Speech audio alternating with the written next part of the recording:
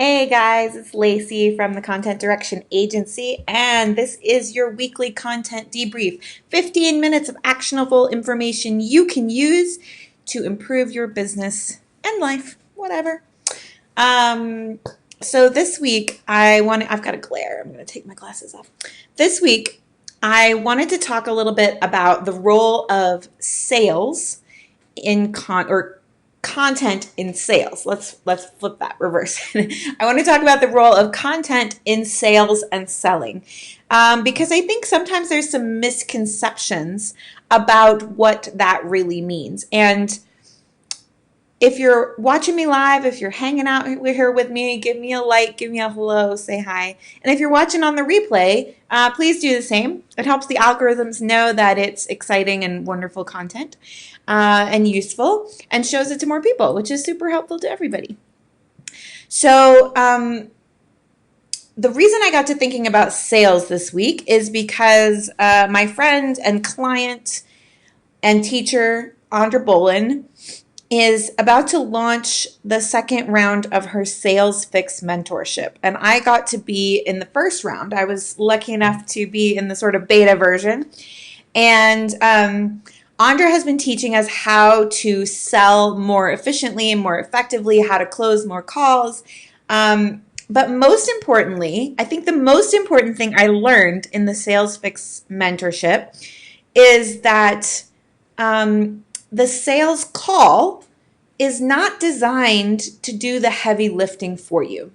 And so it's interesting because I knew this at a intellectual level, but I feel like in the Sales Fix group, I internalized it a lot more and I understood it a lot better. And so what do I mean by that? So Andra has this cool system she calls the no pitch sales call flow, which I love. Like, who doesn't want a no pitch thing, right?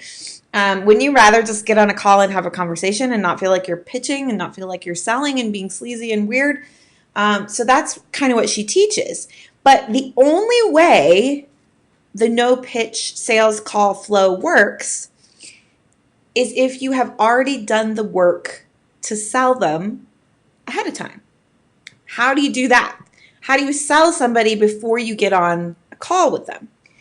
Well, it's a process, right? And part of the process that Andra teaches that really dovetails nicely with what we do here in Content Direction Agency is she teaches that you need to be priming and readying your people well before they ever get on the call for you or with you.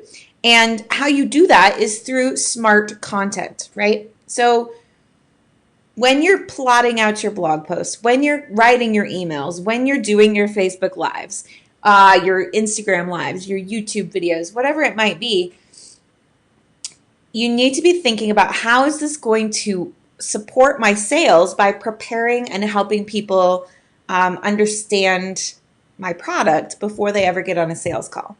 So this is something that I talk about fairly frequently, but if you're blogging just for the sake of blogging, if you're podcasting just for the sake of podcasting, if you're creating Facebook Lives and videos and whatever, sending emails just because somebody told you to do that, or you think that's what you're supposed to do, I got news for you.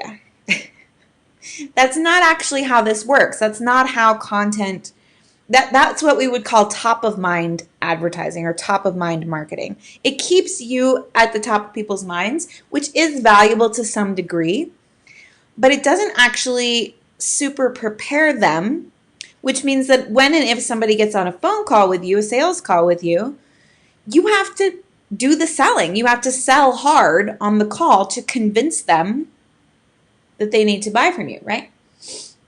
Whereas if you plan your content ahead of time, if you plan your content to support your sales in the best possible way, if you plan your content to be weeding out the people that aren't a good fit for you and supporting the people who are a good fit, if you do the job of selling through your content before they ever get on a call with you, before they ever fill out an application, before they ever even know that they want what you have to sell, surprise, surprise, then you're using your content to support your sales. And that to me is the most important job of content and content marketing in your business, is to make sure that your content is supporting your sales.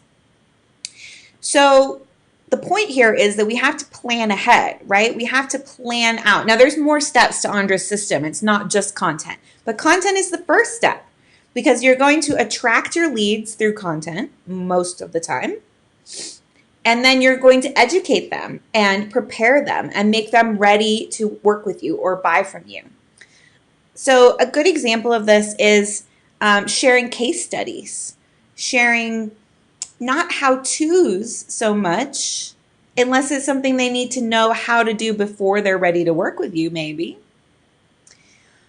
Sharing why-tos, sharing mindset things, going over why the cost of something is valuable.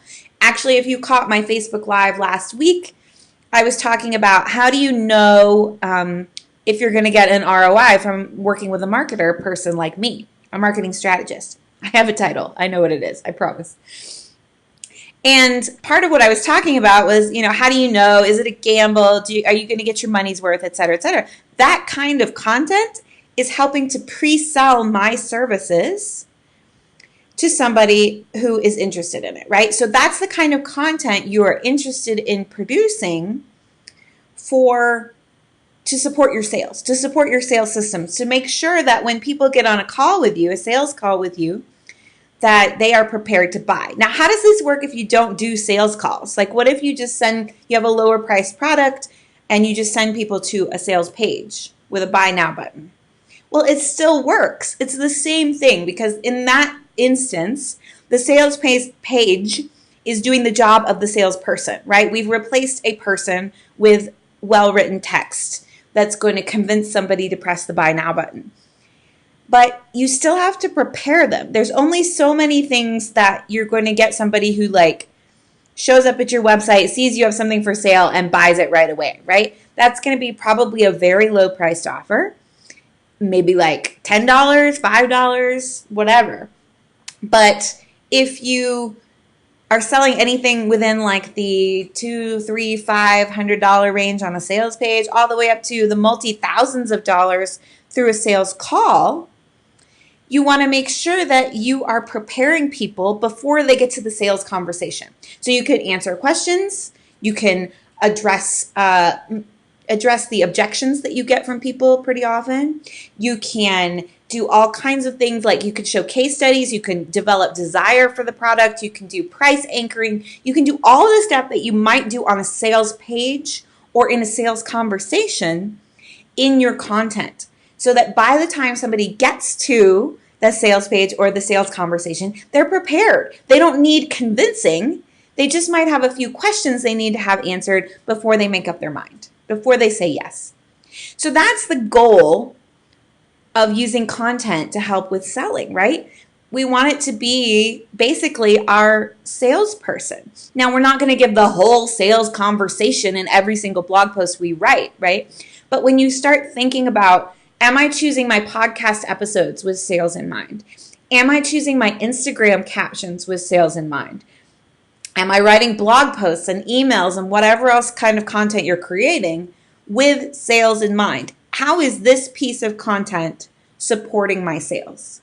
That's the kind of thing I do with my clients, is that I ask them those questions and I try to make sure they have an answer. Because if they don't have an answer, chances are it's probably not supporting their sales, right? Now, everybody always asks me, does every piece of content have to support sales? No, of course not. You want to share a picture of your cat or your lunch or whatever, go for it. My friend Tara McMullen shares stories about her rock climbing adventures and her running and marathons and stuff all the time. But she almost always ties it back to business. And she almost always references her business community no, it's not called co-commercial anymore. What Works, the What Works network. In those, she makes a connection. So even when she's sharing fun stuff about her life or whatever, she's still making a connection, and she's still making sure that people understand why she's saying that and how it's going to support her sales in the future. So my challenge to you today is to think about what's the next piece of content you're going to create. Could be a blog post, could be an email, could be a live video like this, could be anything. Instagram, Twitter, I don't care. And ask yourself, is this piece of content that I've planned to create supporting my sales? And if so, how? And if not, how could I make it part of that ecosystem that's going to support my sales further in the future, right? Okay, cool. That's pretty much what I wanted to talk about today. I did want to give you a heads up, though. If you are on my email list, this week I'm sending out an invitation to a webinar that Andra is doing all about that no-pitch sales call system, which is pretty amazing, and her Sales Fix mentorship. As I said, I'm an alumni of the Sales Fix mentorship, and I thought it was awesome. And my favorite thing about it is that Andra works with you where you are and your personality. So I'm not real comfortable with a hard close on my sales calls. And so Andra was helping me. She wasn't trying to tell me like coffees for closers, you have to do this, that, or the other thing. She was like, here's how to adapt what I'm telling you to your personality, which I absolutely appreciated, because I'm not the kind of person that's going to be like, what do we do to get you into this marketing plan today? You know, that's just not me.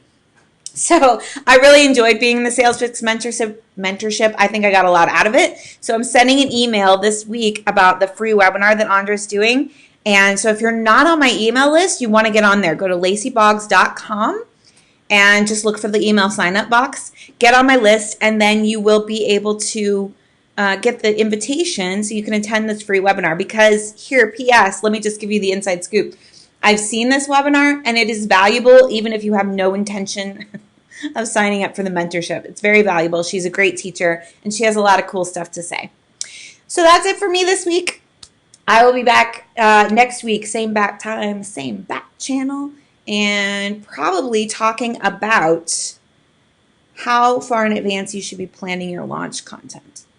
I have things to say about this. I have rants to do about this. So check me out. You can catch me on Facebook Live. You can catch me on Instagram Live. And you can catch the replay on YouTube. So I'll see you next week. Talk to you soon.